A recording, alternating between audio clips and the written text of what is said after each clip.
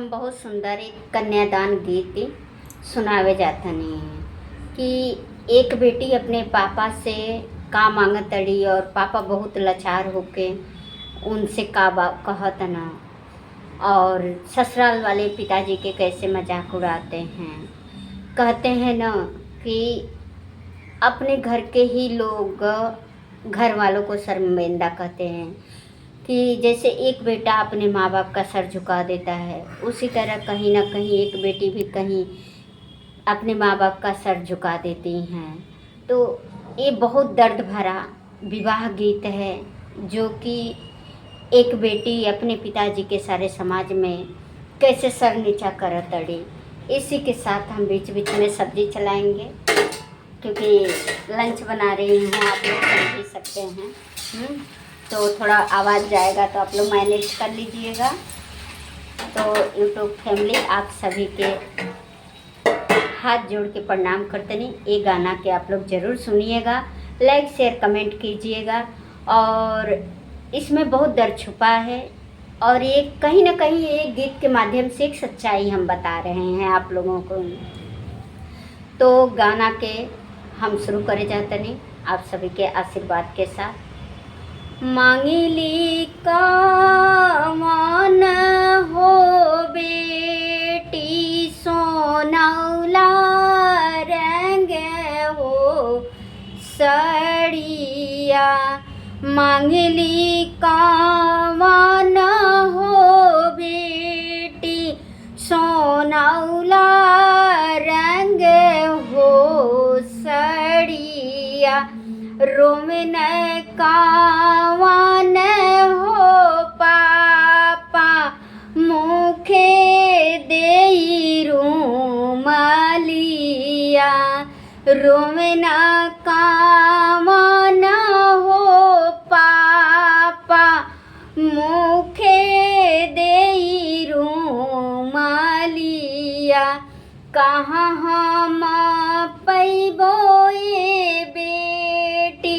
सोनौला रंग हो सड़िया।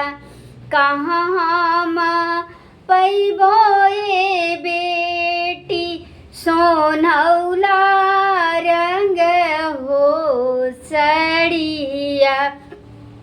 हंसना कामन हो ससुरु मुखे खोसी हो पानवा। हंसना कामन हो ससुरु मुखे खोसी हो पानवा। हम तुहके देबे सुभवा सोनौला रंग हो सड़िया। हम तुहके देबो ये सुभवा सोनौला रंग हो सड़िया। मंगली कामन हो बेटी सोने के हो कंगन। मंगली कामन हो बेटी सोने के हो कंगनवा। रोना कामन हो चाचा मुखे देई रूमालिया। कहाँ हम पैबो बेटी सोने के हो कंगनवा। कहाँ हम पैबो बेटी सोने के हो कंगनवा। हंसना कामन हो भसुरु मुखे कुचे हो पानवा। हंसना कामन हो भसुरु मुखे कुचे हो पानवा। हम तुहके देबो बहुआरी सोने के हो कंगनवा हम तुह के देबो ए बहुआरी। सोने के हो कंगनवा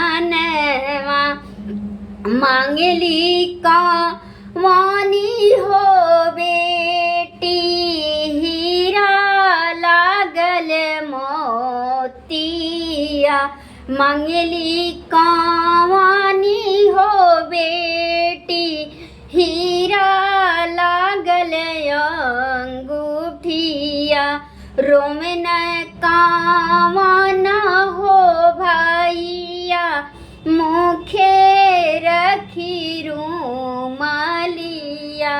रोमना कावाना हो भैया, मुखे रखी रूमालिया।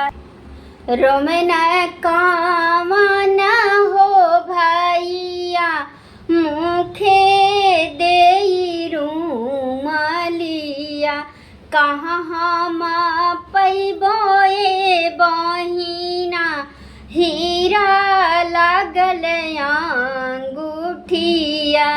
कहाँ हम पैबो ए बहिना, हीरा लागल अंगूठिया। हाथ तुहरो जोड़िए बहिना, माती लुटई जतिया। हाथ तुहरो जोड़िए बहिना, माती लुटई जतिया। हमरो कतियाए बहिना, नाही हीरा के अंगूठिया। हमरो कतियाए बहिना, नाही हीरा के हो अंगूठिया। हंसना कावाना हो दुलाहे, मुखे कूचे हो पानवा। हंसना कावाना हो दुलाहे, मुखे कूचे हो पानवा। हम तुह के देबो ए सुभवा, हीरा के हो अंगूठिया। हम तुह के देबो ए सुभवा, हीरा के हो अंगूठिया। हम तुह के देबो ए सुभवा, हीरा के हो अंगूठिया। कहना का कहली कावाना हो आमा, हाथ जोड़ी हो बतिया। अंगने में लिहलुए बेटी, सागरो होई जतिया। अंगने में लिहलुए बेटी, सागरो होई जतिया। घर के स्थितिया ये बेटी, सब तू ही हो जानलू। भरल सभा में हो बेटी, इज्जती हो उतारलू। भरल सभा में हो बेटी, इज्जती हो उतारलू। तो ई गाना आप लोग के कैसन लागल, आप लोग लाइक शेयर कमेंट करके ज़रूर बताई। ये गाना में एक दर्द बा कि बेटी पैदा भइली, कितना माई बाप पाले ना, लेकिन ऐसा नहीं कइल जाला, सबकर इज्जत कइल जाला। जय माता दी।